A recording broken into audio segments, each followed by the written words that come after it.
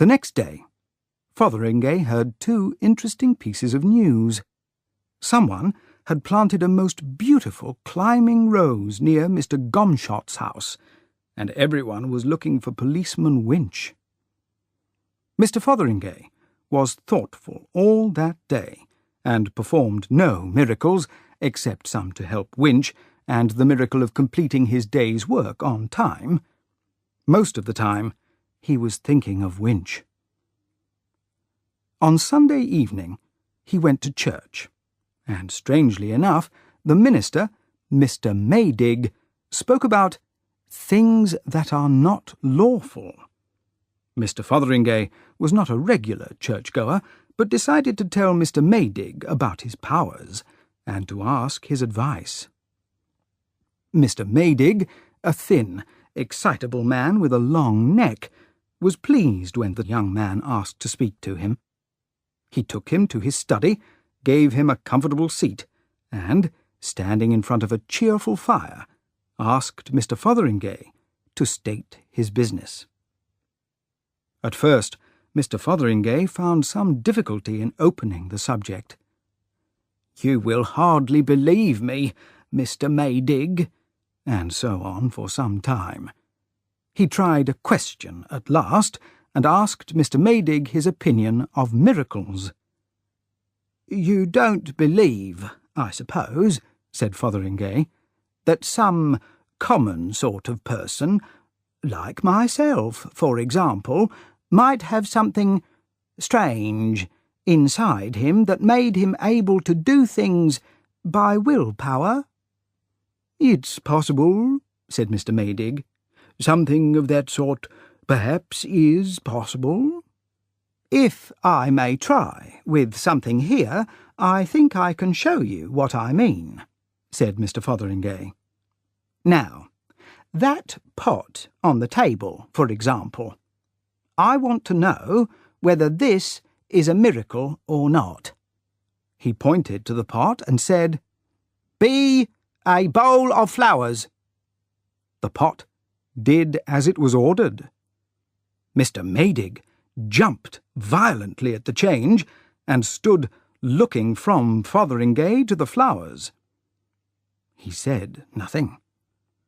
Slowly he leaned over the table and smelt the flowers. They were fresh and very fine. Then he looked at Fotheringay again. "How did you do that?" he asked. Mr. Fotheringay said, "I just told it, and there you are. Is that a miracle, or what is it? And what do you think is the matter with me? That's what I want to ask." "It's a most astonishing thing. And last week I didn't know I could do things like that. It came quite suddenly. It's something strange about my will, I suppose." "Is that the only thing? Could you do other things besides that?" "Oh, yes," said Mr. Fotheringay. "Anything." He thought a little.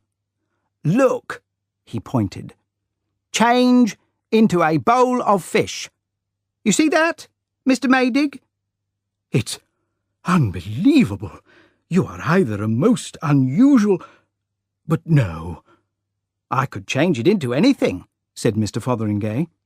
"Be a bird, will you?" In another moment, a blue bird was flying round the room, and Mr. Maydig had to bend his head every time it came near him. "Stop there, will you?" said Mr. Fotheringay, and the bird hung still in the air. "I could change it back to a bowl of flowers," he said, and after placing the bird on the table, he worked that miracle. "I expect you want your pot back," he said, and brought back the pot. Mr. Maydig said nothing while he watched all these changes, but he gave a small cry every now and then. He picked up the pot carefully, examined it, and put it back on the table. "Well," was the only expression of his feelings. "Now, after that, it's easier to explain what I wanted to ask you," said Mr. Fotheringay, and he told the whole story to Mr. Maydig, beginning with the lamp at the inn and several times mentioning Winch. Mr. Maydig listened carefully and interrupted when Fotheringay was talking about the third egg he had caused to appear at breakfast. "It's possible," said Maydig, "but astonishing. The power to work miracles is a gift, and a very rare gift. Yes, yes. Go on, go on." Mr. Fotheringay went on to talk about Winch. "It's this that troubles me most," he said, "and I'm in need of advice mostly about Winch. Of course, he's in San Francisco, wherever San Francisco may be, but it's awkward for both of us, Mr. Maydig. I don't see how he can understand what has happened, and he must be very angry with me. He may be trying to come back here to get me. I send him back, by a miracle, every few hours when I think of it. Of course, he won't be able to understand that, and if he buys a ticket every time, it will cost him a lot of money. I've done the best I could for him, but I'm in a very difficult position." Mr. Maydig looked serious. "Yes, you are. How are you going to end it?" He became confused. "But we'll leave Winch for a little and discuss the whole subject," continued Mr. Maydig. "I don't think this is criminal at all. No, it's just miracles, miracles of the very highest class." He began to walk around. Mr. Fotheringay sat with his arm on the table and his head on his arm, looking worried. "I don't see what I can do about Winch," he said. "If you can work miracles," said Mr. Maydig, "you can solve the problem of Winch. My dear sir, you are a most important man, a man of the most astonishing possibilities. The things you could do!" "Yes, I've thought of a thing or two," said Mr. Fotheringay, "but I thought it better to ask someone." "Quite right," said Mr. Maydig. He stopped and looked at Fotheringay. "It's almost an unlimited gift. Let us test your powers." And so, though it is hard to believe, in the little study on the evening of Sunday, the 10th of November, 1896, Mr. Fotheringay, urged on by Mr. Maydig, began to work miracles. The reader's attention is specially called to the date. He will object, probably he has already objected, that certain events in this story are improbable, that if these things had really happened, they would have been in the newspapers long ago. The details which follow now will be particularly hard to accept, because they show, among other things, that he or she, the reader, must have been killed in a strange and violent manner in the past. As a matter of fact, the reader was killed. In the remaining part of this story, that will become perfectly clear, and every reasonable reader will accept the fact. At first, the miracles worked by Mr. Fotheringay were little things with cups and such things. After he and Mr. Maydig had worked several of these, their sense of power grew, their imagination increased, and they wanted to do greater things. Their first, larger miracle was connected with the meal to which Mr. Maydig led Mr. Fotheringay.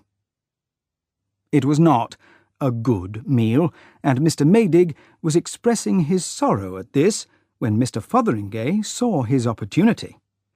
"Don't you think, Mr. Maydig," he said, "I might—" "My dear Fotheringay, of course, I didn't think." Mr. Fotheringay waved his hand. "What shall we have?"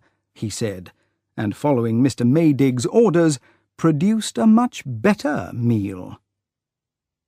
They sat for a long time at their supper, talking as equals. "By the way," said Mr. Fotheringay, "I might be able to help you with all your meals." He put some food into his mouth. "I was thinking that I might be able to work a miracle on your housekeeper, Mrs. Minchin."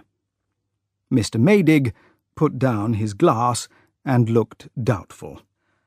"She strongly objects to being troubled, you know, Mr. Fotheringay, and, as a matter of fact, it's after 11 o'clock, and she's probably in bed and asleep." Mr. Fotheringay considered these objections. "I don't see why it shouldn't be done in her sleep." For a time, Mr. Maydig opposed the idea, and then he agreed. Mr. Fotheringay gave his orders, and the two gentlemen went on with their meal, feeling slightly anxious.